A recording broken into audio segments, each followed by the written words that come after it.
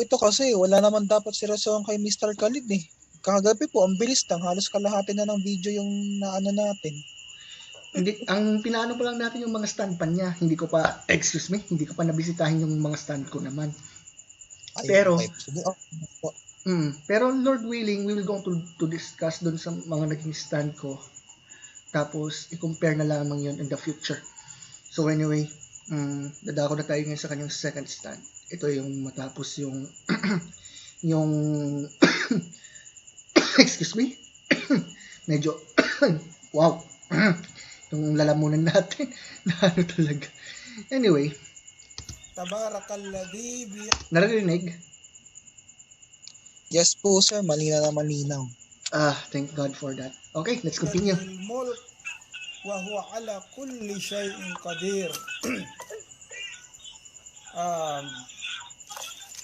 Nakakatuwa po sa bawat round ng aming usapan ni magsabi ka ng stop pagka meron kang point na sasabihin, okay?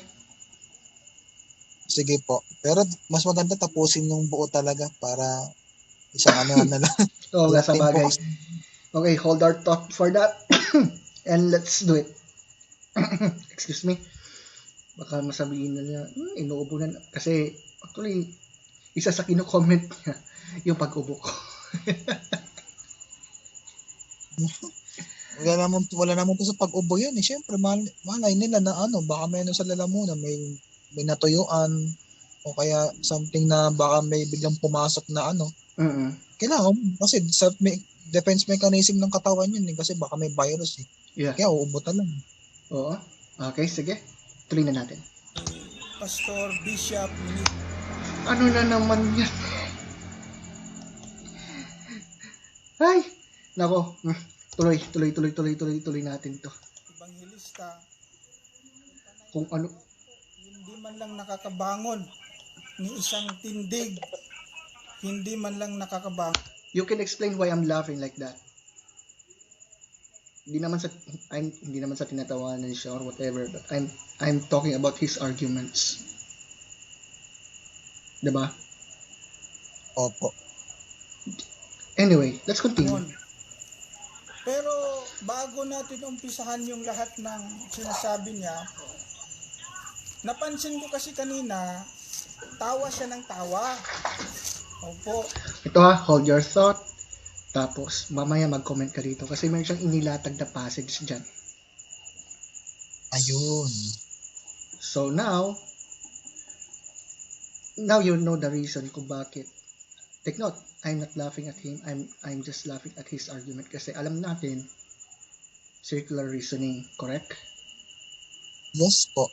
Hindi naman siya natawanan. Siyempre, arguments lang. Wala naman dapat tawanan sa kanya since wala naman siyang ginagawang katatawanan.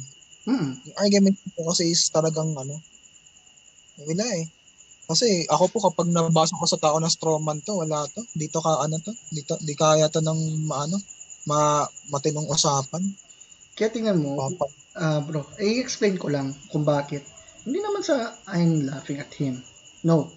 I'm just laughing at his arguments. Kasi kung sa ibang mga halimbawa, atheist na lang, for example, o kaya yung mga Vatican Christian apologists like, let's say for example, Dr. Frank Turek or even David Wood.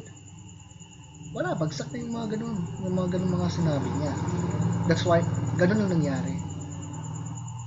Opo. Di naman, ang problema po sa mga debaters gaya ni J.R. Alegre, kung sino yung huling nag-comment, siya daw panalo, siya daw tama. What? Walang evidence. Out of context pa. Kapag pinagpaliwanag mo yung verse na ganito, tinutwist pa. Niya po yung sa so yung sa verse ko sa 8:6. Yeah. Hindi daw Panginoon ng Ama sa pamamagitan na ewan ko ba kung ano yung ibig niya sabihin kasi walang point eh. Parang siya, nagsasalita po sa hangin. Walang ibig sabihin, walang sense. Anyway, we could talk about that on the future, maybe baka after dito o kaya pwedeng kalagitnaan, we going to talk about what he said here. But as of now, tuloy natin yung sinasabi niya rito. Kaya natanong ko sa kanya, kung alam ba niya ang sinasabi ng ano yan? Sige po, tuloy na natin. Anyway, Biblia Bible talaga. na yung tawa, ulol yan. Ha? Wait, tama bang narinig ko? Ano po? Teka, ulitin ko. Anong sabi niya uli? Ano daw? Tingnan natin. Nakakabangon ni isang tindig. Wala po akong marinig po, sir, sa yung kalib. Wait, hindi ko yata nalakasan. Lang nakakabangon. Narinig mo na. Wala po, walang sound. Ha? Bakit? Try niyo po yung kagaya ng kagabi kung paano po. Baka may ano na kayo ng settings. Teka lang, stop ko muna saglit. Okay, so kanina, okay, inayos ko kasi kanina yung audio Medyo nabanggit tungkol sa Biblia, yung mga tawa ng tawa, ayoko lang banggitin yung ganung salita. But anyway, para marinig, let's do it. Mga sinasabi ko, pero siya tawa ng tawa. Alam mo naman yung reason kung bakit, di ba? Yes po. Alright. Siguro din we admit na siguro ganun talaga tayo, nakapagtawa minsan, mukhang talagang siya mismo tinatawanan, pero we are just human. Oo. Siguro po dahil di pa kayo nakapag-aral ng apologetics dyan talaga. Oo. Kaya nakapag-commit din tayo ng ad hominem talaga minsan. Pero syempre, iba na ang panahon ngayon nag-aaral na po tayo. Yes. Kasi kasama sa pinagahan yung philosophy talaga. Kaya if you remember my dialogue with Mr. Ahmad Domer, natandaan mo pa yon? Opo. Wala naman, hindi na po kayo tumatawa nun. Hinaya niya na siya magsata kahit na sumisigaw na rin. Kaya nga, sumisigaw. Kaya if ever I will go into a dialogue with him again, siguro pansinin na lamang niya kung ano yung but anyway, pero sa ngayon kasi hindi na siya yung dati-dati na aktibo sa ganyan. Kasi parang sige. Titimbang. Parang tapos nag-business na lang kasi pandemic. Oo. Well, quite active naman po siya. Hindi ako hanga sa kanya sa arguments niya. Strawman din. Tsaka, walang kung makikita mo yung mga former videos niya kasi yung iba, sinasabi, may title na gano'n na si Cristo daw, si David daw, bakla raw ayon sa Bible, daw, God forbid. Daw? Ba't parang di naman yung patuloy sa sinasabi niya? And then, pero okay lang po kasi pagka-Diyos ni Jesus, ang nilalatag ko lang yung first and last minsan po talaga kasi syempre 2 beses lang ang may first and last ang Diyos at ang Panginoong Jesus lang. Which is medyo question nila yun kasi paano mangyayari yun na yung first and last na Diyos lang ay ang meron created din. At saka take note, doon sa presentation ko kasi noon, isa sa nilatag ko yung tungkol sa paging first and last ni Lord ng Panginoong Jesus. Kung matandaan mo sa first na review natin kasi, he was not really addressing after all, right? Never. Opo. Pero minsan po, halimbawa kung makadebut ko si Mr. JR naman, ang gusto kong pag-usapan po namin is yung ang John's Gospel po ba ay nagtuturo ng literal pre-existence ni Jesus. Siya ang negative, ako ang affirmative. Pero kasi ayaw ko ng chat kasi pag chat po, spaman ulit-ulitin magko-commit na lalabag to sa rules, panay lang to ng paikot-ikot na policy. Yeah. Syempre po kasi maganda yung pre-existence din kasi isa siya sa pinag-uusapan din. Kung bang si Jesus ay nandun na sa creation or nasa plano pa lang daw gaya ng assumption nila o ng theology nila. Yep. So anyway, ituloy natin doon sa sinabi ng tawa daw or whatever. Let's go. Tawa. Kaya tinanong ko siya, bakit katawa ng tawa? Sa bagay ng time hindi pa ako nag-aral nun, di ba?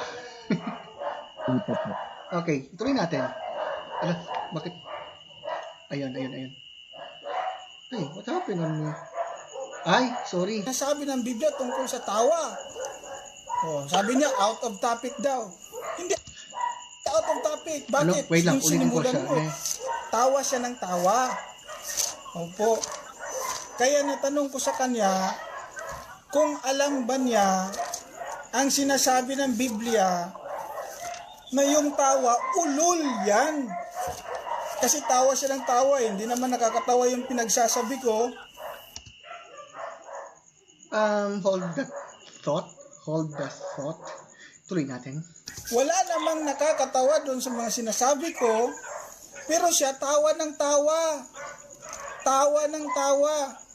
Kaya tinanong ko siya, bakit ka tawa ng tawa?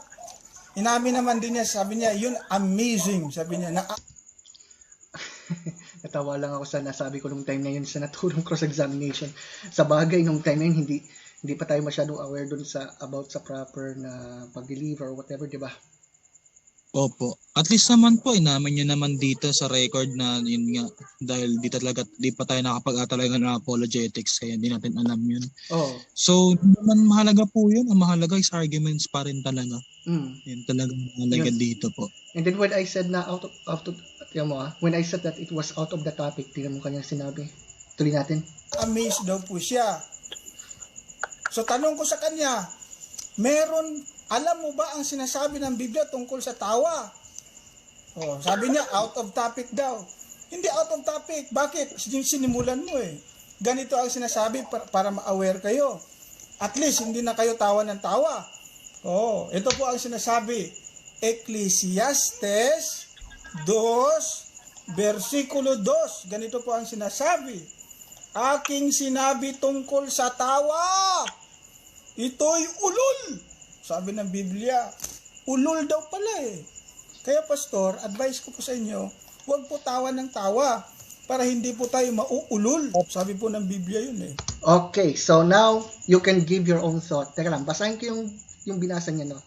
Ecclesiastes chapter 2. Pero I will go on to begin from verse 1 down to verse 3.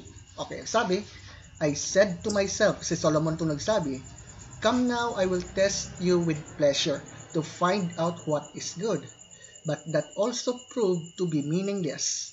Laughter, I said, is madness, and that does pleasure accomplish? I tried cheering myself with wine and embracing folly. My mind is still guiding me with wisdom. I wanted to see what was good for a people to do under the heavens during the few days of their lives. Hindi naman pinagbawal yung pagtawa. Ang pinupunto dyan, yung katotohanan na doon sa mga tao na ang kagalakan lamang nila ay sa material na bagay, it was considered to be madness. Hindi naman talaga. Din po pala. Yes, tama naman po kasi wala naman din naman point doon yun na ang pagtawa ay bawal. Eh syempre, kung sasabihin niya po yung ganun, ibig sabihin pala kada pagtawa niya, bawal na yun. Nalalabag niya rin po. Kasi tumatawa din siya eh. Ay, oo. At saka, gusto sanang ipinpoint noon kaso hindi ko na nahabol.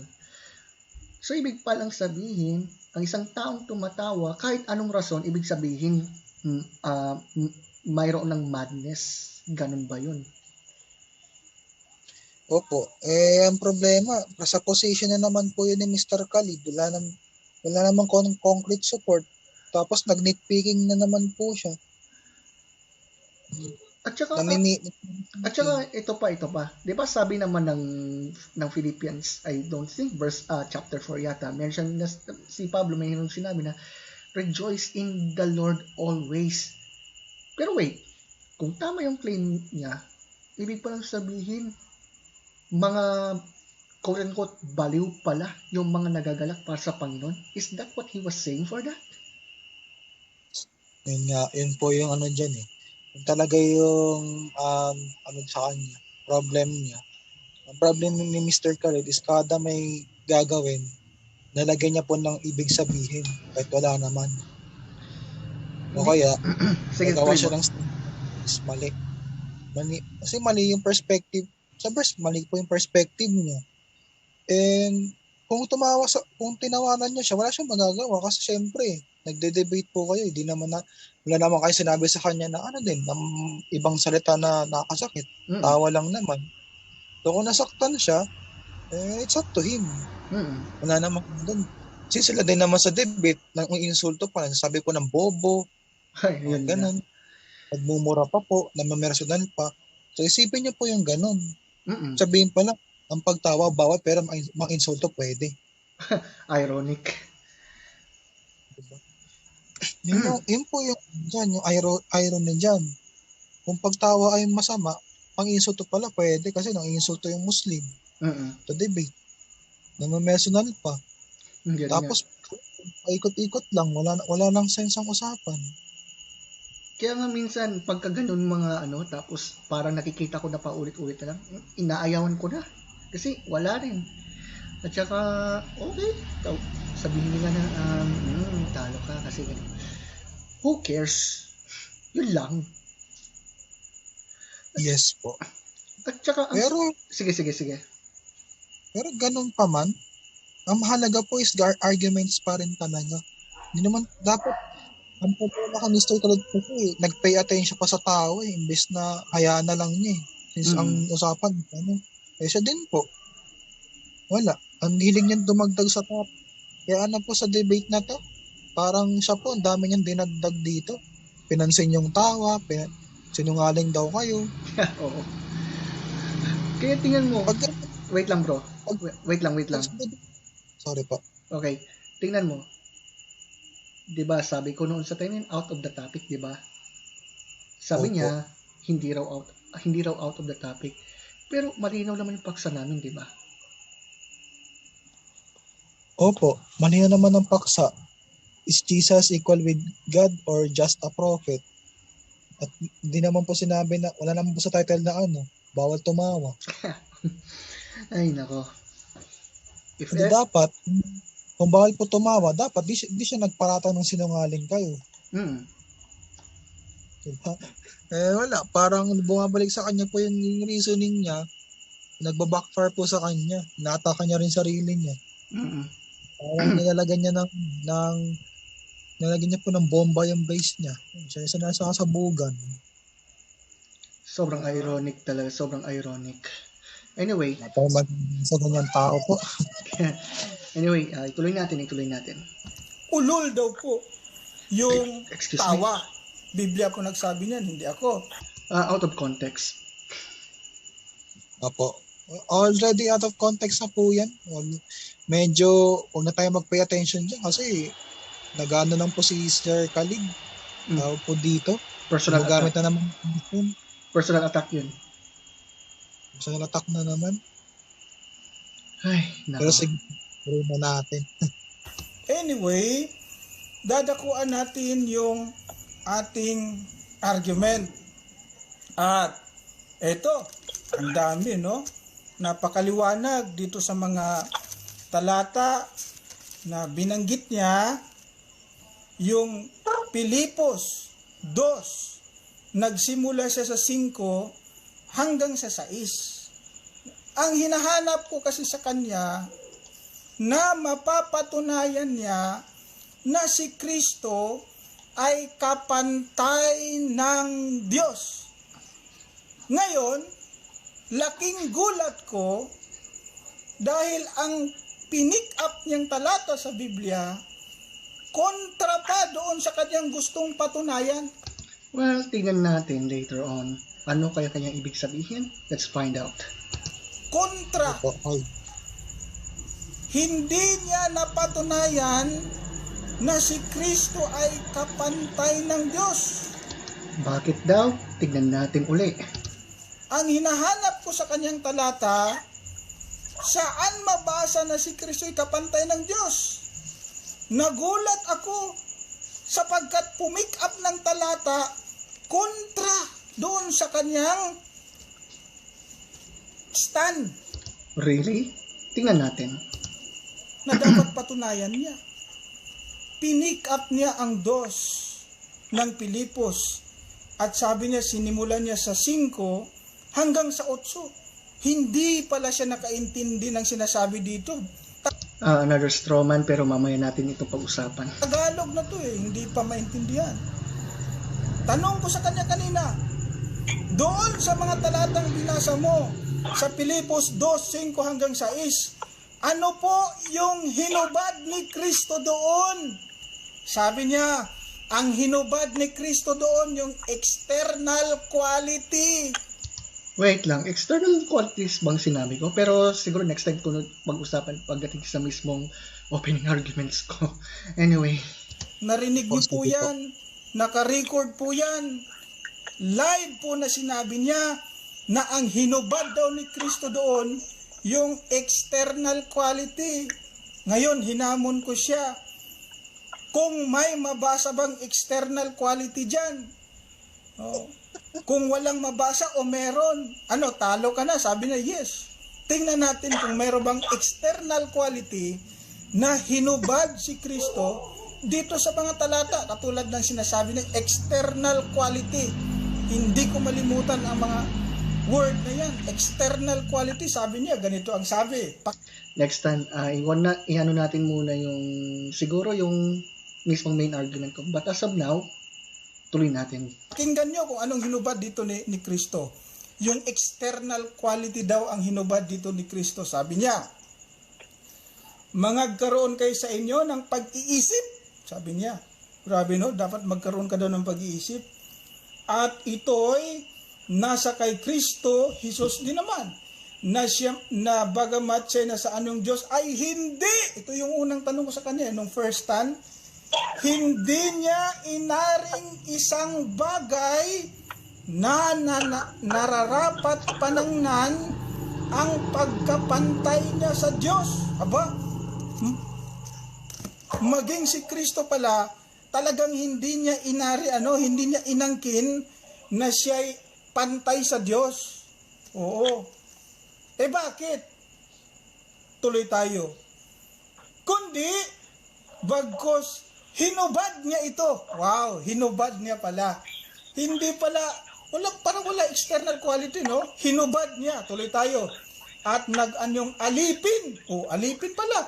Na nakitulad sa mga tao. Sa talatang binasa ko, maliwanag na sinasabi dyan na ang hinubad ni Kristo, yung pagka-Diyos.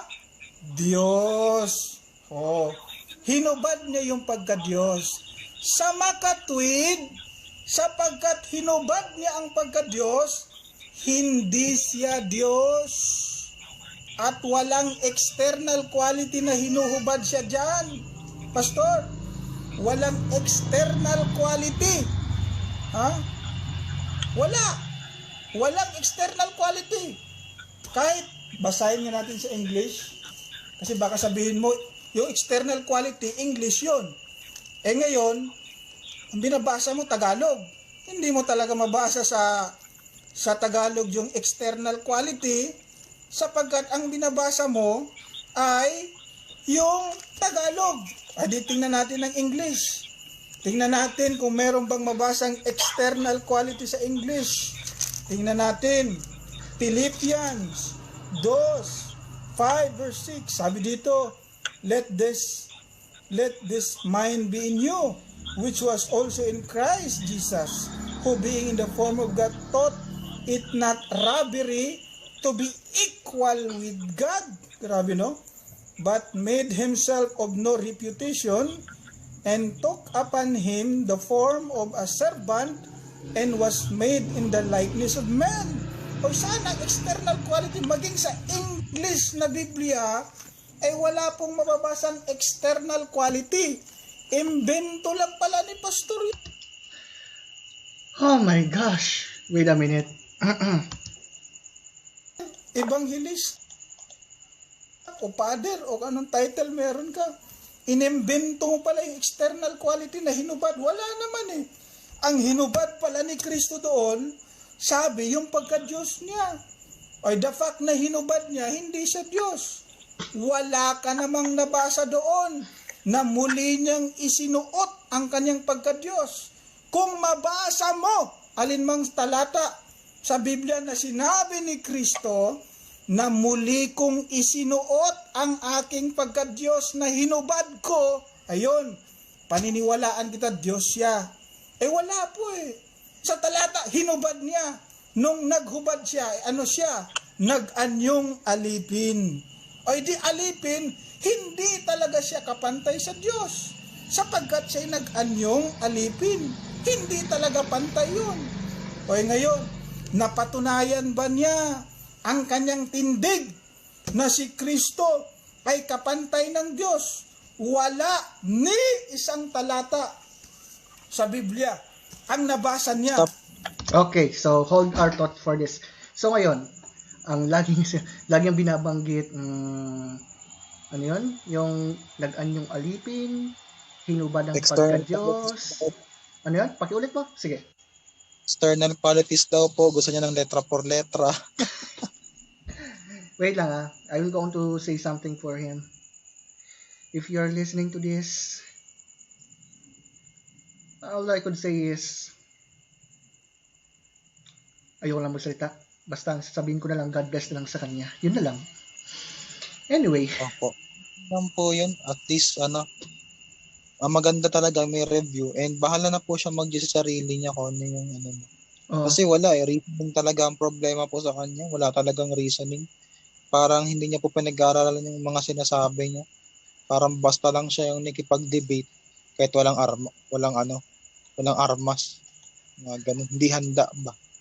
Okay, so anyway, let me read again Philippians 2:5-8. Actually, nabasa ko na ito last time sa natin review, no? Pero let me read it here once again. In your relationships with one another, have the same mindset as Christ Jesus, who, being in very nature God, did not consider equality with God something to be used to his own advantage. Rather, he made himself nothing by taking the very nature of a servant, being made in human likeness. And being found in appearance as a man, he humbled himself by becoming obedient to death, even death on a cross. Take note. Ulitin ko lang. Sige po. Pasensya po. Medyo pinalabas po sa kwarto. Wait a minute. Ano yun? Ayun. Okay po. Sige po. Nandito na po ako sa pwesto ko. Alright. So, tingnan mo. Ang insist kasi niya, dapat daw magpakita daw ako ng letra por letra para patunayan yung stand ko, right? Yes po. Ngayon, kahit sabihin di ba sabi niya, sige, pag meron kang naipakita ganyan, maniniwala ko. Okay, halimbawa, naipakita natin. Ibig pang sabihin, he will go on to believe it quickly. Siyempre, for me, we need to examine it also kasi hindi tayo pwedeng basta maniwala sa isang statement kung hindi natin alamin ng malalim. Correct. Yung statement. Tama po. Yan po talaga yan. At saka, pero halimbawa, sige, go for it. Since nagdedemand po siya ng letra por letra, ngayon, kung ako magdedemand sa kanya letra por letra, magpakita po siya sa akin ng verse, word for word, na ang Diyos pwedeng gawing the first and the last ng isang tao. Since Jesus ay isa ding the first and the last, nasa Revelation pa. Tapos, in-expound pa doon yung authority niya sa kamatayan at saka sa mundo ng mga patay. Which is, walang kahit sinong tao pwedeng magkaroon ng ganong klaseng authority. Yep. Yun diba? Okay. Tungo tayo dito sa passage.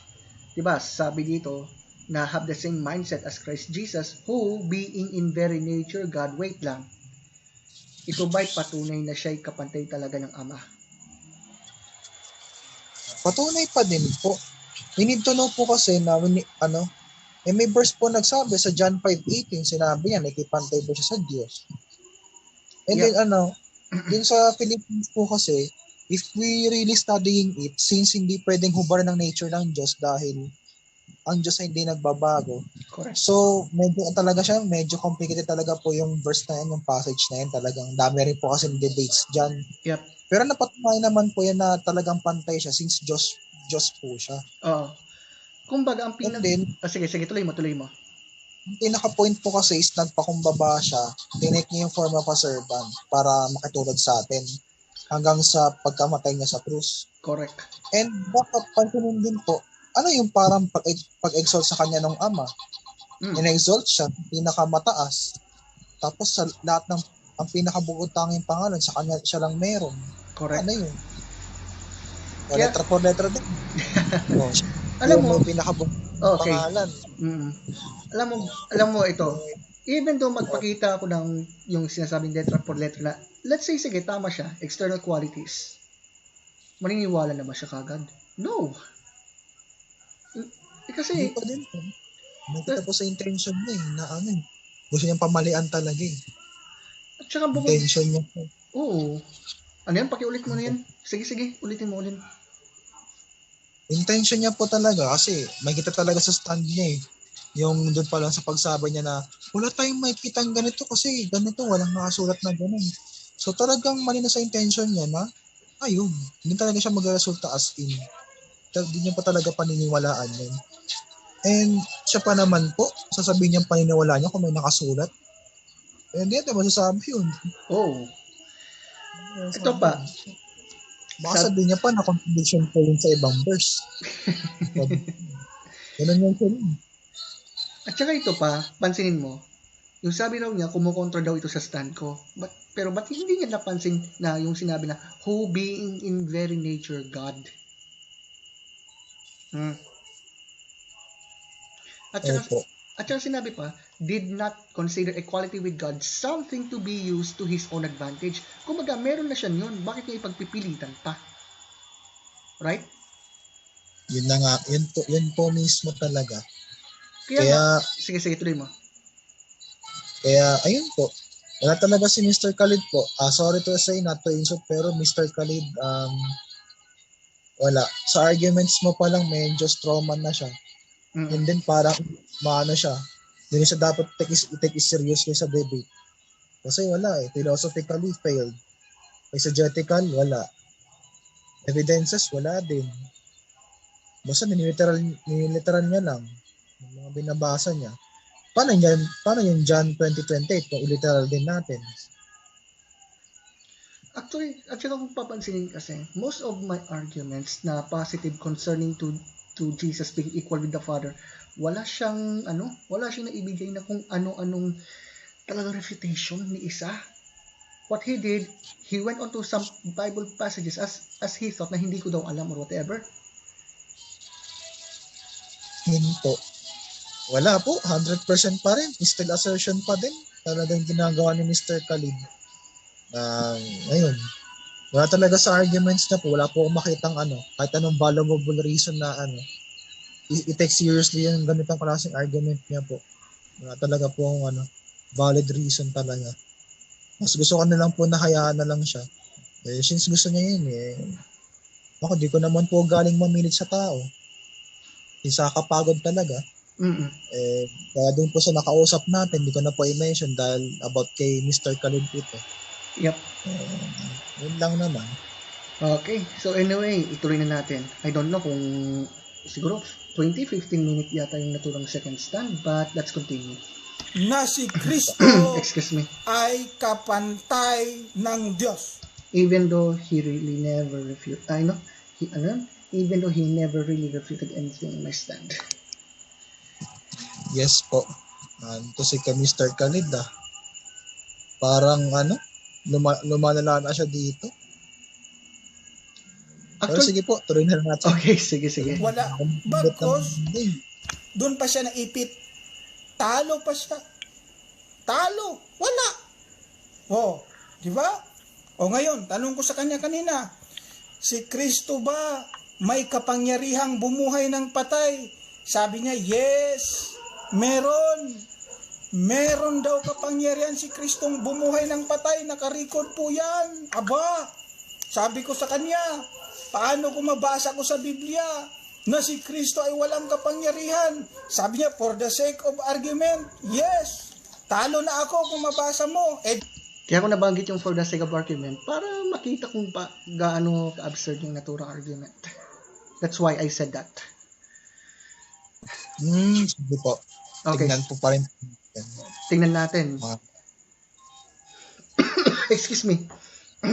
Let's continue. Ngayon nabasa ko, Juan 5, ang talatay 30. Anong sabi ni Kristo?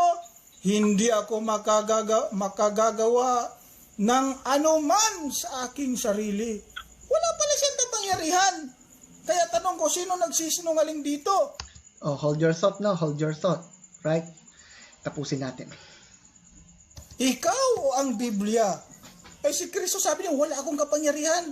Ikaw naman, pinagpipilitan mo na si Kristo ay merong kapangyarihan.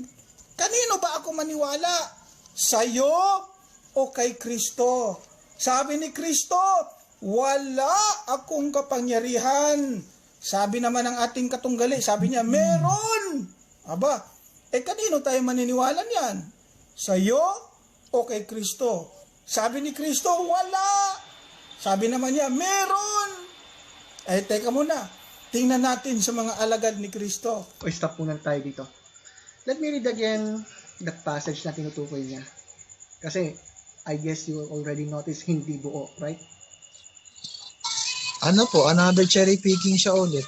Kung i-cherry pick naman po yung Revelation 1:17 to 18, di ko lang ano po yung sasagot niya doon. Since, ang sabi doon, meron siyang kapangyarihan sa kamatayan, saka sa mundo ng mga patay.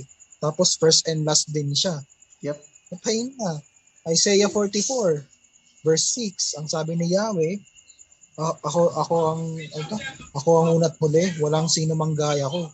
So, ibig sabihin, pati doon, kung babasahin natin yung context, sinasabi niya, siya na ang first and last. Since throughout the Old Testament, walang kahit sino pong tao na sabi na first and last din sila. At saka ito, take note, kung kahit basahin natin John chapter 5 sa kabuuan, we recognize that Jesus is equal with the Father.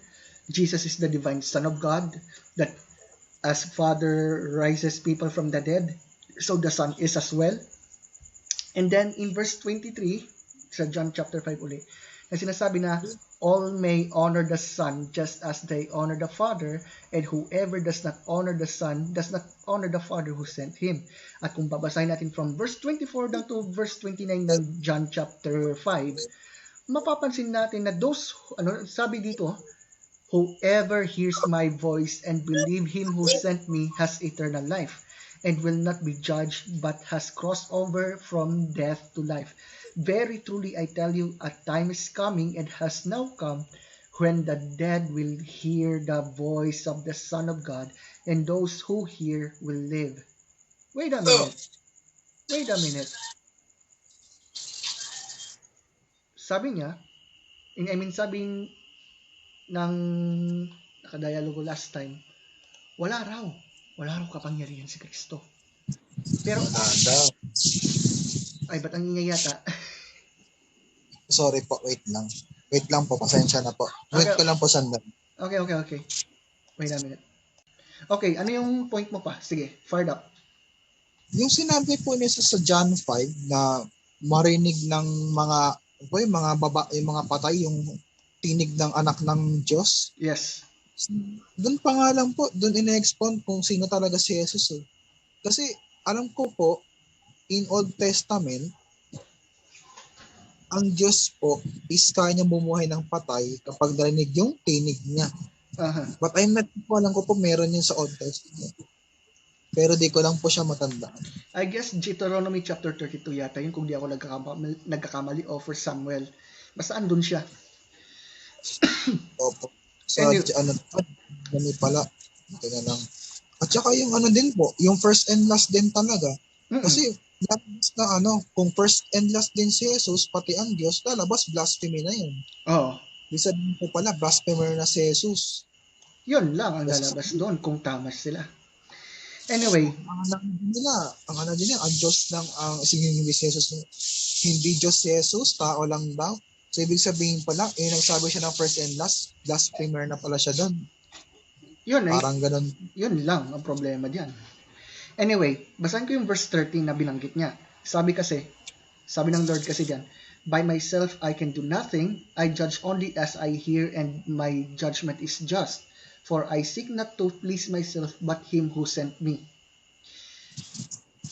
Wait lang hindi naman sinabi ng Panginoong Jesus na hindi siya Diyos diyan o hindi siya kapantay. Ang punto lang niya diyan, because he is the divine Son of God, abay natural lamang naman na pakinggan ang tinig ng Ama. Correct.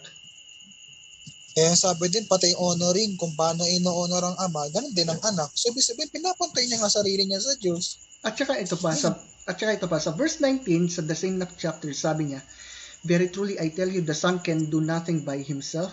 He can do only what he sees his Father doing. Because, ito yung pinakapunto, whatever the Father does, the Son also does. It sounds like hindi naman talaga independent si Kristo talaga sa Ama. Kasi there are, kumbaga, kung balikan natin yung sa Trinity, one being of God with three divine, co-equal, and co-eternal persons. Tama? Yes po. So natural lamang na kung anong ginagawa ng Ama, hindi ang ginagawa ng anak, including yung kakayahan na bumuhay ng patay. Yes po. Kaya nga, di ba, sa John 11:25, Jesus said that He is the resurrection and the life, correct? Yes po. At Alina naman, walang kahit sino po tao mag-claim ng ganito, gaya ng pag-claim ni Jesus. Siya lang po yung nag-claim nito. Wala nang iba. yes, it is. At So, kung reason out po nila na dahil special man siya, ang babaw po ng ganong reason na special man. Kasi kahit special man, meron pa rin siyang kumbaga sa ganong klaseng medyo it's very odd talaga siya pakinggan. Sasabihin po na halimbawa, yun nga, sa first and last pa rin, sabihin natin, special man. So, ibig sabihin pala, ang first and last, pwedeng magkaroon na nila lang, na unjust lang ang tanging pwede, sinasabi sa Isaiah 44:6, walang gaya ko. So, excuse ayun. me. Excuse me. So, it only makes sense talaga sa Trinity. Yun talaga yun. Opo, wala na po ibang pupuntahan talaga eh. Kasi lahat ng assumption nila, ang labo na. Tapos medyo widely unreasonable pa po. Yep. So anyway, tuloy na natin ngayon. 9:43 na pala sa orasan ko as of now. Anyway. Po, sa orasan po. So, sige, tuloy natin. Baka doon sa mga alagad ni Kristo ay mabasa natin na si Kristo meron siyang kapangyarihan. Tingnan natin. Gawa 2:22. Ganito po ang sinasabi. Kayong mga lalaking taga-Israel, pakinggan nyo ang mga salitang ito. Si Jesus na taga-Nazaret, lalaking pinatunayan ng Diyos, sabi dito, sa inyo, sa pamamagitan ng mga gawang makapangyarihan at mga kababalaghan at mga tanda. Sinong gumawa nun? Na ginawa ng Diyos sa pamamagitan niya. Kita mo? Yung palang kapangyarihan, tanda, kababalaghan, ginawa ng Diyos sa pamamagitan ni Kristo. O kita mo, sabi niya si Kristo daw makapangyarihan. Sabi ni Kristo, wala akong kapangyarihan. Yun daw pala, yun ay ginawa daw ng Diyos. Ang liwanag, nasa Quran pala. O hindi, sino ngayon ang nagsisinungaling yan? Alam niyo po, napakadelikado ng ganitong klaseng mga mangaral. I will go on to mamaya yan. Pansinin mo, ginamit ang Acts 2:22 without realizing the entire context na ang kanya kausap yan yung mga Hudyo. Right? Yes po. And syempre, kung sabihin na tao, we need to know na si Jesus ay may two natures, ang pagka-Diyos at pagkatao. So dito po, ginamit talaga ni si Pedro. Wait lang po. Teka lang. I-ano mo muna. I-ano mo muna yung mic. Anyway, while it was doing it, so, ito, kasi biglang may edit yun na lang po. Yung tunog po is, edit na lang po kapag may Hindi, okay lang. Walang problema yan. Walang problema. Minsan may mga unexpected talaga. Kanina nga, naubo pa ako. Sige po, okay lang po. Attention na. That's okay. Attention na po. So, anyway, balik tayo dun sa Acts chapter 2. Take note, tinatanggihan ba natin yung naturang passage na yan? We're not. We recognize that Jesus is man. We recognize that He was sent by the Father. Isa naman yun sa element ng patutungkol sa Trinity, correct? Opo, kasi hindi naman gumagamit ang Panginoon Diyos ng isang tao para paggawa yung mga unique attributes. So, pinagawa niya po kay Jesus yung ganong klase ng mga kababalaghan kasi siya lang karapat dapat na may gawin nun. Correct. We need to know po na sinasabi din po doon kasi nga We also need to know po na si Jesus ay nagpasakop sa Ama. Correct. And ang dapat nilang problemahin po, paano nila itatawid yung sa pagiging first and last niya. Since ang Diyos po ang meron. Siya din, ang sabi, siya din ang Alpha at Omega. Kaya hindi niya talaga na-address yung ganun eh. Kumbaga nag-focus lang siya sa mga passage na he thought, he assumed, I guess you know what I mean. Teka lang, narinig mo ba? Wait lang, 1, 2, 3. Napakadelikado niyan. Narinig po na? Napakadelikado niyan. Nako, Mr. Caldo po yung delikado dito, kaya yung nakapagpanin lang ng tao. Ay, nako. Anyway. Tingnan natin. Tapos maya-maya, iano natin. Ano yung reaction mo diyan? Okay? Ready? 1, 2, and go. Yung bang isang bagay na hindi naman sinabi ni Kristo, sabihin niya sinabi ni Kristo yun. Oo, napakadelikado nun. Even though in reality, Jesus really mentioned it. Even his disciples believed that Jesus really claimed to be equal with the Father. Maging sa ating maluwalhating Quran, without even historical aspect. Ay, naku. Ay napakaliwanag po. Yung mga tanda, yung mga kapangyarihan, yung kababalaghan na ginawa, yun ay ginawa ng Diyos. Sa kapahintulutan ng Diyos, maging sa Quran. I will go on to point out this way. Walang ganong nakasulat na sa kapahintulutan ng Diyos. Walang sinabi doon sa Quran nila. Wala. Chinek ko talaga yon. Tumutugma yun. Tingnan nyo po, Surah Al-Imran at ang talatay 49, ganito ang sinasabi. Kasi yung mga translation na yan, dagdag na lamang yan ng mga kanilang mga tagapagturo eh. Kanyang bihira. Oh, sige. Baka may sasabihin ka. By the way po pala, pwede niyo po siyang i-example din dun sa may nadagdag yung sinabi ni Mr. Khalid para makita din ng ibang audience. Para aware din. Kasi syempre, yung iba, umaanib sa Islam nang hindi inaalam ng malalim ng mabuti. Yun yung po nila. Kaya nga, I always pointed out na examine both sides. Yan ang lagi sinasabi dyan. Examine. Kumbaga, i-cross-examine talaga yung mga ganong belief, whether it was atheism, skepticism, whatever. Diba? Opo, with po talaga. Kailangan talaga meron kang alam talaga for reasoning and dapat may maturity din po talaga. Correct. Maturity talaga. Kailangan nag-research din talaga para malaman talaga. Para siyempre, wala pong bias talaga doon. Okay, correct. So anyway, tuloy natin. Angin siya, si Jesus, na isang sugo sa angkan ni Israel. That is why, hindi ako maniniwala si Kristo propeta lang. Sapagkat sinasabi rin dito, sugo siya. Propeta, sugo. Huh? What? Huh? Propeta, sugo. Di ba parehas lang naman po yun? Ay, oo. Oh my gosh. Ano pa si Muhammad? Propeta o sugo o parehas lang po? Alam ko parehas lang na sugo at propeta. Kasi hindi ka naman pumatatawag na propeta kundi ka naman sinugo. Correct. And I will go on to ask our Muslim friends here. Okay. Sabi niya, hindi siya naniniwala na si Jesus ay propeta lang. Bagkus naniniwala siya na siya ay sugo, propeta at sugo. But wait, I'm confused. Sumasakit. Siguro baka winito na ako na ibig niya sabihin doon sa dalawa. Ba't niya pinaghiwalay or something, baka iba ibig sabihin niya sa sugo. Pero syempre, in reality po, parehas lang yun kasi kahit naman mo sa John the Baptist, sinugo ng Diyos. And then, may hinulaan din siya sa mga mangyayari din. Propeta din siya. Eh, parehas lang po yun na ang sugo at propeta is same lang talaga yung ibig niya sabihin. So kung mali ako, mag-provide siguro siya po ng kahit anong sources na magkaibang sugo sa propeta. And we will examine it kung bakit. Pambira, sumasakit ulo ko sa confusion na sinabi niya.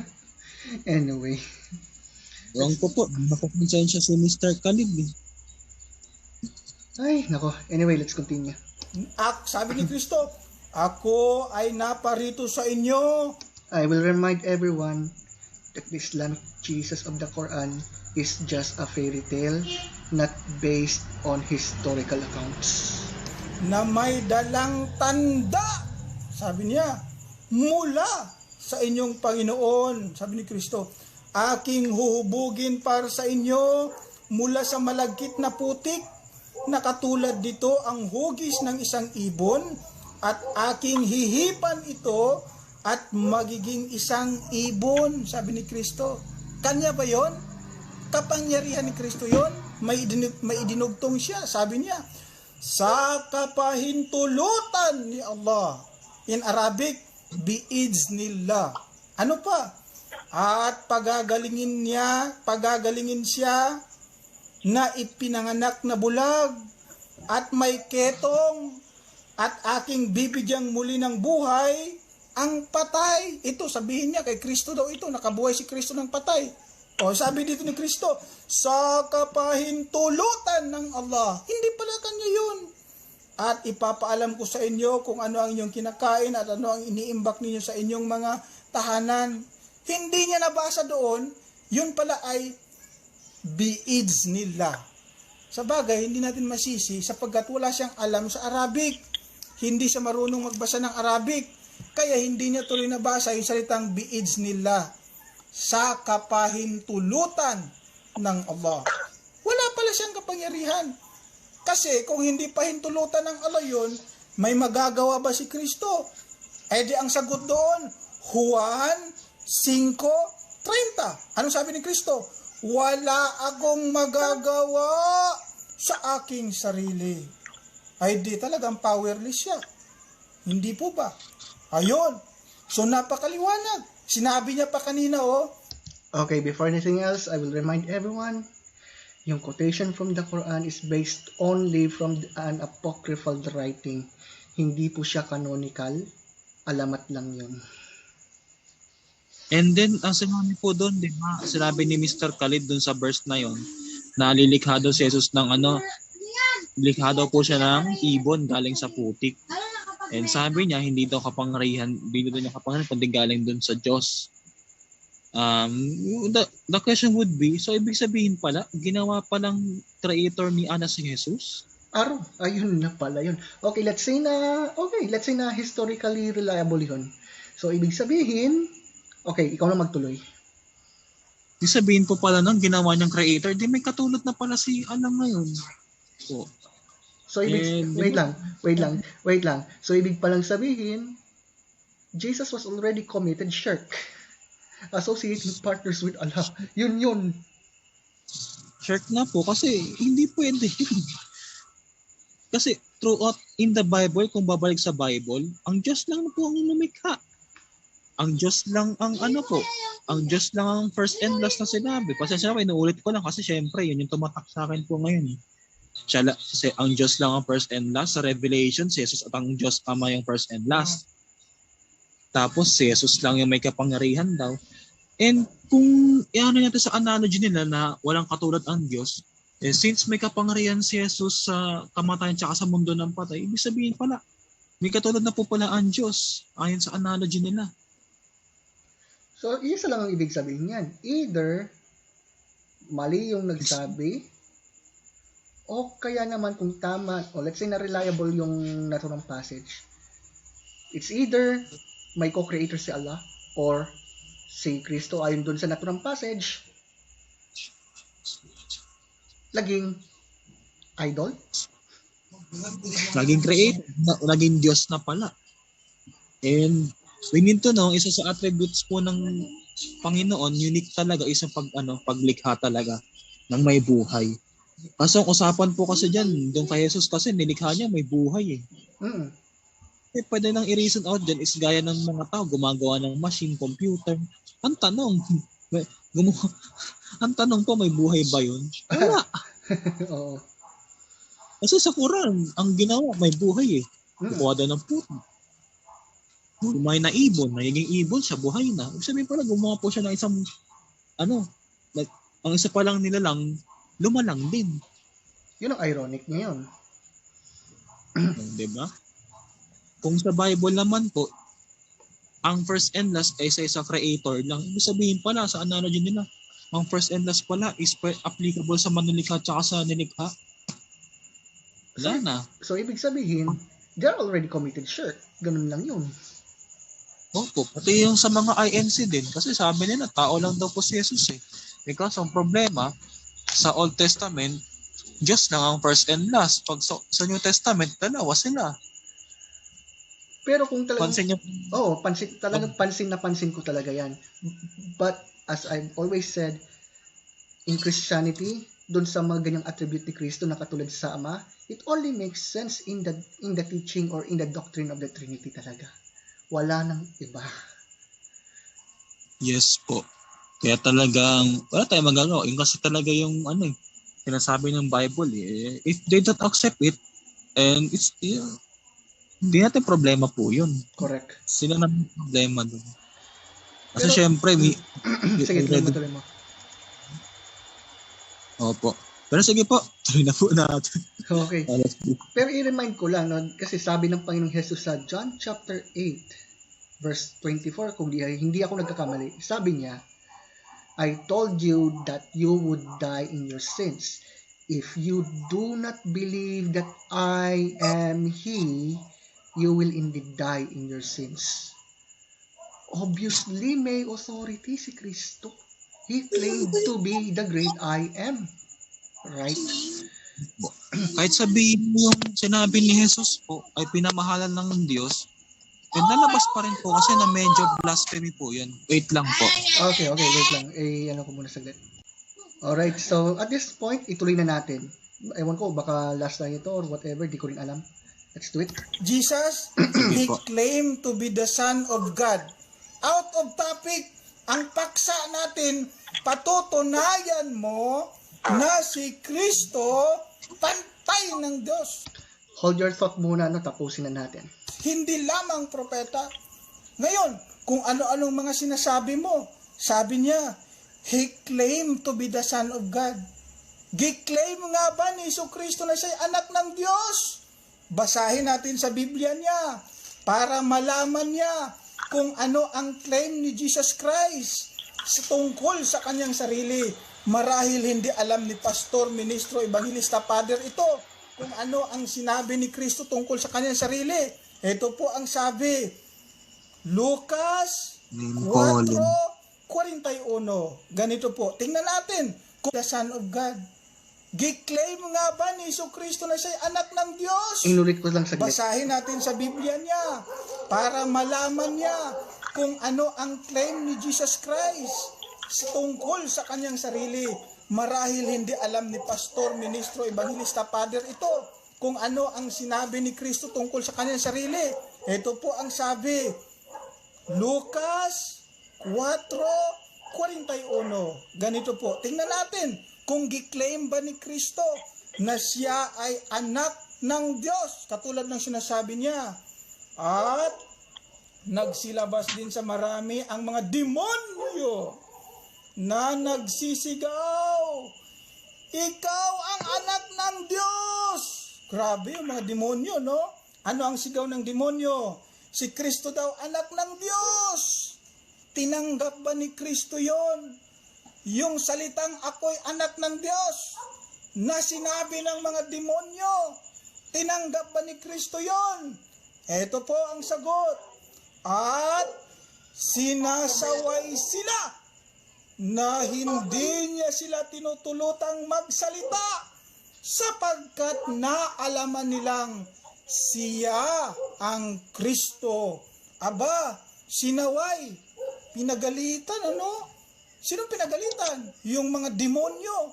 Sinong nagalit? Si Kristo. Bakit daw? Sapagkat tinawag nila si Kristong anak ng Diyos. O hindi palagi claim ni Kristo sa Biblia na siya'y anak ng Diyos. Aba. Napakalaking kasinungalingang ginagawa ng ating katunggali. Sinabi daw ni Kristo siya anak ng Diyos? Hindi naman pala. Ang nagsabi noon, yung demonyo. Anong sabi ng demonyo? Si Kristo daw, anak ng Diyos. Anong sabi ng ating katunggali? Si Kristo daw, anak ng Diyos. Eh di, kinupya niya yung sinabi ng demonyo. Aba, delikado yan. O kanina, tinanong ko siya. Ang tanong ko ay ganito. Ang Diyos ba? Oh, okay. So, at this point, basahin ko yung naturang passage na tinutukoy niya. Magmula sa verse 40 down to verse 41. At sunset, the people brought to Jesus all who had various kinds of sickness, and laying his hands on each one, he healed them. Moreover, demons came out of many people, shouting, "You are the Son of God." But he rebuked them and would not allow them to speak, because they knew he was the Messiah. Anong masasabi mo dun? Yung sinabi po, maraming demonyo din ang pinalayas niya sa mga tao. Hindi, Sumisigaw mo. yung sumisigaw na siya, na si Kristo ay anak ng Diyos, tapos sinaway niya. Ngayon, ang assumption niya, because we believe that Jesus is the divine Son of God, tapos sabi pa niya na out of the topic daw, although kasama dun sa topic. Nakong, patay si Mr. Kalib po dito kasi nag-cherry pick siya dito. May verses po, tinawag siya na Son of God, hindi naman po sinaway. Nasa Juan po yata, if not mistaken. Pati apostol niya po, tinawag siyang Son of God. Sabi po nung isa niyang apostol, "You are the Christ, you are the Son of the living God." At in-affirm pa ni Jesus yun.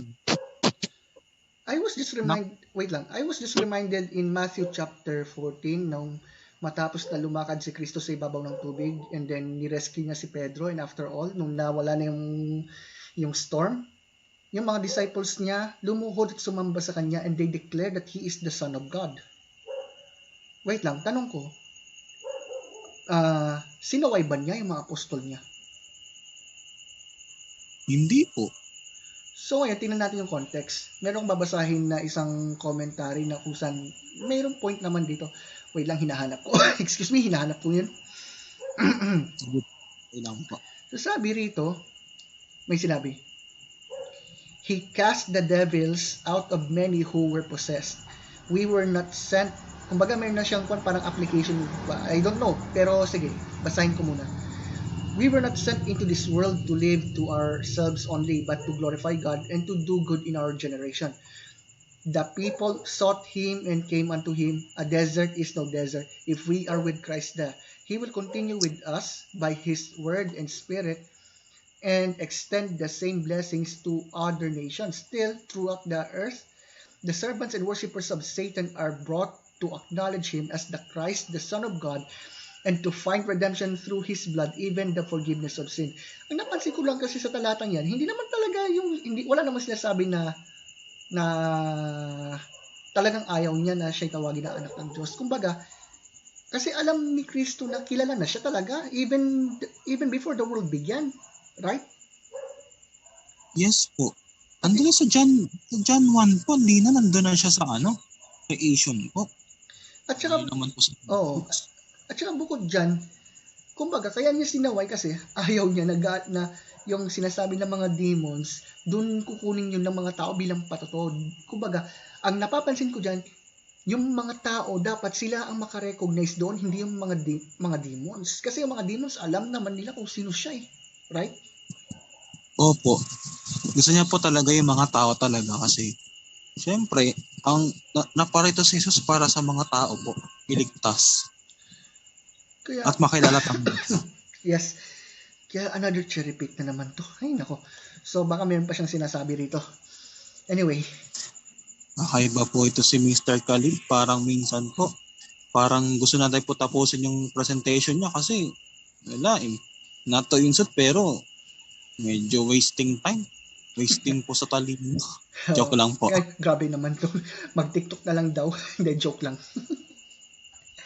Anyway, excuse me. Tuloy natin. Tao o espiritu? Sabi niya, ang Diyos, espiritu. Tama yun.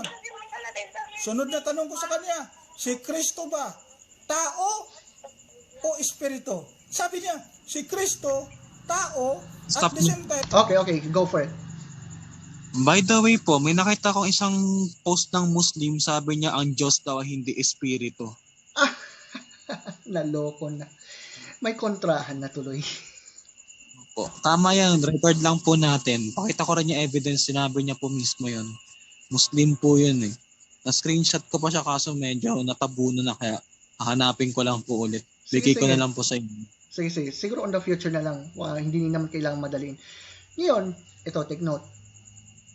Kino-quote niya yung ilang mga Bible passages where it says that God is a spirit. I think it was talking about John chapter 4 verse 24, correct? Opo. Okay. John 4:20. Pero sa kanilang paniniwala, wala namang sinasabi na ang Diyos ay espiritu. Wala. So, doon pa lang, saan ako maniniwala supposedly? Right? Kay Mr. Khalid po ba o dun sa isang Muslim na nagsabi Araw. na hindi daw Diyos ang espiritu. Hindi daw espiritu. Yan ang malalang problem ngayon sa ganyang argument actually. Anyway. Espiritu. Wow. Si Teka, Kristo daw ulitin ko. tao. Ikado yan. O kanina, tinanong ko siya. Ang tanong ko ay ganito. Ang Diyos ba tao o espiritu? Sabi niya, ang Diyos, espiritu. Which I'm talking about His divine nature. Wala namang excuse doon. Tama yun. Sunod na tanong ko sa kanya, si Kristo ba tao o espiritu? Sabi niya, si Kristo, tao, at the same time, espiritu. Wow! Si Kristo daw tao, at the same time, espiritu. Alam ba kayo yung 1 Corinthians na may nakasaad na sinasabi na si Kristo ay espiritu nagbibigay buhay in a sense that He is the resurrection and the life. And by the way, in His divine nature, espiritu naman si Kristo. Hindi natin sinasabi na siya ang Espiritu Santo dito, di ba? We're not saying that. Opo, we're not saying that po na siya ang Espiritu Santo. Pansin ko po ang analogy, ang understanding niya po sa bawat espiritu, parang sinabi niya, parang magkasama, parang nasa isang ano. Pero kung di niya po alamin niya po mabuti, we need to know na nasa loob ng katawang tao ni Jesus yung espiritu. Yun po yun. So, wait lang bro. So, kung tama yun, yung point niya, so, ibig palang sabihin, ang tao ay walang kaluluwa at espiritu. Yun ba ang kanyang point? Hindi ko rin po masasabi. Pero kasi po, talagang yun yung analogy niya, parang wala sa loob ng katawang tao yung espiritu. Parang yun po yung analogy niya. Kasi po, sabi niya, tao at espiritu eh. Yun yung sabi niya. Okay. Pero So, let's say na tama siya, no? So, ibig sabihin, parang atheist lang dating. Why? Walang kaluluwa ng tao. Kasi tingnan mo, if atheism is true, walang kaluluwa ang tao. Tayo lamang ay voice robots. Yun ba? Yun na po yun pala. Ay, nako po. Anyway, tuloy na natin. Okay. Ngayon, pero siyempre, sige po. Sige. Ano yung may sinasabi kayo? Go for it. Ay, sorry po. Siguro po kung sabihin ni Mr. Khalid na na-misinterpret natin, and then, sabihin niya po sa ano. Kapag na-post po yung review, sabihin niya yun na na-misinterpret, and then, hindi gagawa ulit tayong review. Papaliwanag natin. Yun lang po yun. Alright. So anyway, let's continue. Rinig yan sa tanang buhay ko na si Kristo ay tao, tapos espiritu din siya. Ngayon ko lang po narinig, sa kanya lang po yan. Inamin niya na si Kristo ay espiritu. Ngayon, ang hamon ko sa kanya, kung mabasa ko sa Biblia na si Kristo ay hindi espiritu, tatanggapin mo, talo ka na. Sabi niya, tanggapin ko for the sake of argument, talo na ako. Yes, oo. Ilang beses na ba itong tinanggap niya ganitong klaseng hamon?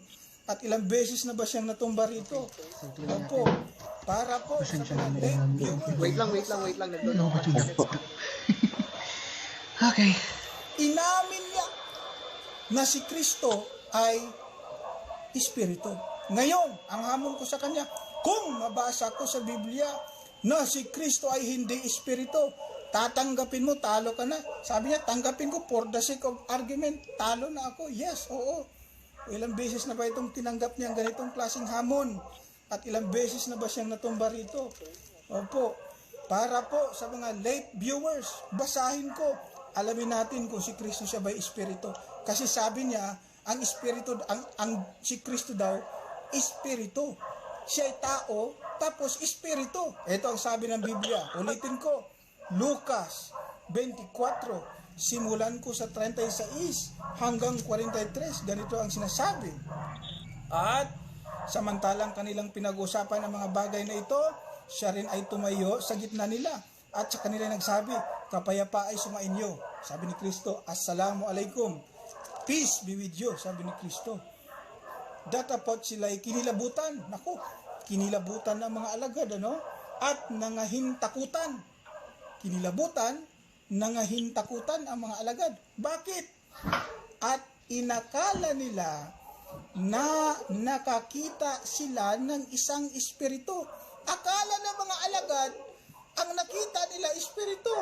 Kasi nga, si Jesus Christ, namatay daw sa kanilang paniniwala. Kaya biglang sumulpot ngayon habang sila nag-uusap-usap, di napagkamalan nilang multo, napagkamalan nilang espiritu si Kristo. Ngayon, ano ba ang reaksyon ni Kristo doon sa inaakala ng kanyang mga alagad na siya ay espiritu? Naging positibo ba siya? Sinabi ba niya, tama yan, espiritu nga ako. Tulad sa sinasabi ni Bishop Rowell. Nako po. Wait a minute. Espiritu daw ang Diyos. Anong sabi ni Kristo? Sabi niya, at sinabi niya sa kanila, bakit kayo'y nangangagulumihanan? Sabi ni Kristo. At bakit nangyayari ang pagtatalo sa inyong puso? Sabi ni Kristo yan. 39. Tingnan ninyo ang aking mga kamay. Sabi ni Kristo, tingnan niyo ang aking mga kamay. At ang aking mga paa. Sabi niya, pati paa daw. Ako rin nga, sabi ni Kristo. Hipuin ninyo ako. Pinapatouch pa siya eh. At tingnan, sapagkat ang isang espirito'y walang laman at mga buto. Sabi ni Kristo yan. Ang espiritu daw, walang laman at walang buto. Kaya nagtataka ako kay... Sabi niya si Kristo tao, tapos espiritu rin siya. Paano nangyari yun? Na siya'y tao, tapos espiritu rin. Paano nangyari yun? Sabi ni Kristo, tingnan niyo ako, sabi ni Kristo, hipuin niyo ako. Sabi niya, ako'y walang laman at mga buto. Sabi niya, na gaya ng inyong nakita na nasa akin. Si Kristo. Tapos, para patunayan talaga na tao siya, hindi sa espiritu, nagtanong pa nga siya sabi niya, pagkasabi niya nito ay pinakita niya sa kanila ang kanyang mga kamay at ang kanyang mga paa. At samantalang hindi pa sila nagsisampalataya dahil sa galak at nagsipanggilala sa sinabi niya, mayroon baga kayo ritong anumang makakain? Para patunayan sa kanila na si Kristo tao talaga, naghanap siya ng makakain. Kasi ang espiritu, alam natin, hindi kumakain. Kaya si Kristo naghanap siya, meron ba kayo dito makakain? To prove na hindi sa espiritu, naghanap siya ng makakain. At binigyan nila siya ng isang putol na isdang inihaw. Ngayon, gimit yung challenge. Gusto ring malaman talaga ng mga alagad na totoong tao siya at hindi espiritu. Binigyan nila ng isda. Tingnan daw natin kung kakainin ni Kristo yon. 43. At kanyang inabot yaon at kumain sa harap nila. Talagang si Kristo hindi espiritu dahil siya'y kumain, may buto, may laman, tao siya. Pero itong sinasabi Bishop Agustin, si Kristo daw ay isang tao at isang espiritu. Wow, sa kanya ko lang narinig yun. Na siya'y tao. Maniwala ako, tao siya.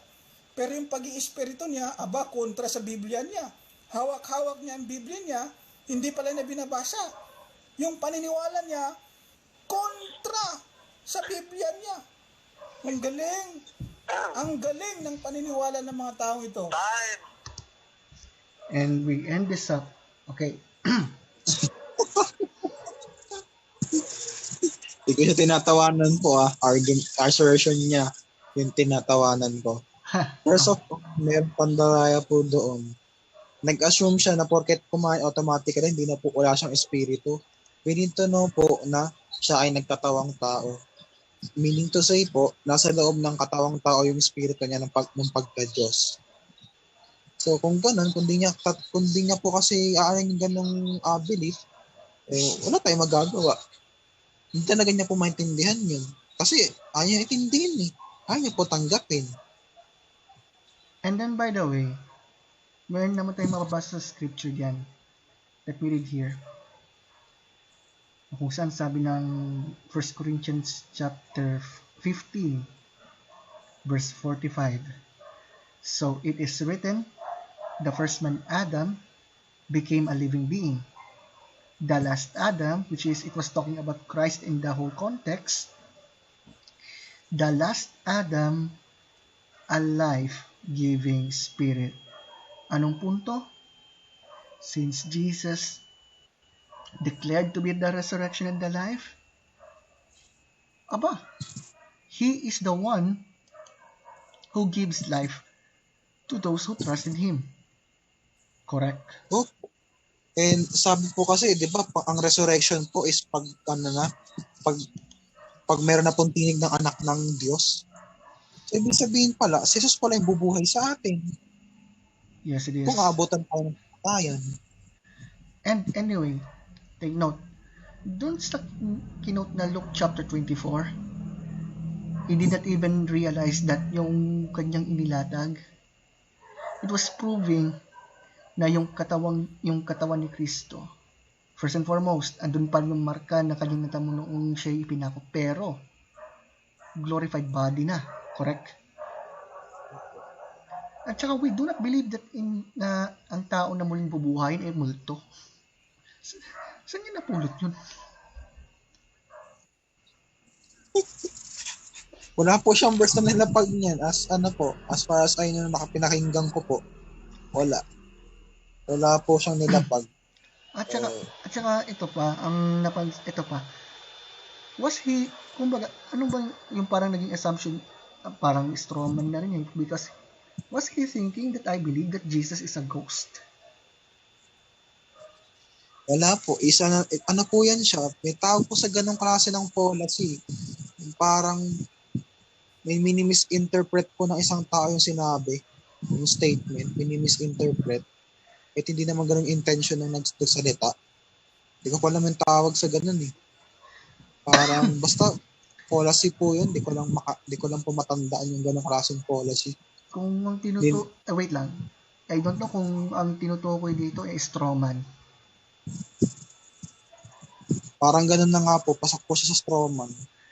Kasi when I said that Jesus is a spirit, bukod sa ang tinutukoy ko yung divine nature niya before he became man, nabasa ba niya yung talata na nabanggit ko? I don't know. Wala po. Yung talata po na ginamit niya, parang wala lang sa kanya. Ini-ignore niya lang yung context talaga. Basta lang siya nagsasalita ng walang sense. At isa pa, yung Luke chapter 24, it even points out that first, Jesus died on the cross for our sins, and second, Jesus rose from the dead. He was just proving to his disciples that he really raised from the dead. Hindi naman sinasabi na, yung parang yung sinasabi na siya raw ay tao at hindi Diyos. No, he never said that. Walang ganong konsepto doon. He pointed us that Jesus really rose from the dead. Yun. Opo. Yun talaga yun. Si Mr. Khalid talaga. Pansin ko po kay Mr. Khalid din, masyado po siyang hanga sa sarili niya. Wala naman pong napatunayan kahit isa. Lahat lang assertion. So anyway, maybe I will go on to end this up by this. Maybe on the next, which is yung concluding statement, we will see. Excuse me. We will see kung meron bang nasasabing positive na argument na inilatag niya at the end. Well, it's sa bagay, wala namang sapilitan or whatever. It's up to us. It is up to them naman. Pero sa bagay, kung paano yung mga taga-Berea na komendahan na noble-minded, kasi nga, bukod sa nakinig sila, they examine the scriptures daily to see where those things were. So, ganun din nawa ang marapat gawin, lalong-lalo na sa bawat isa na nagsasaliksik.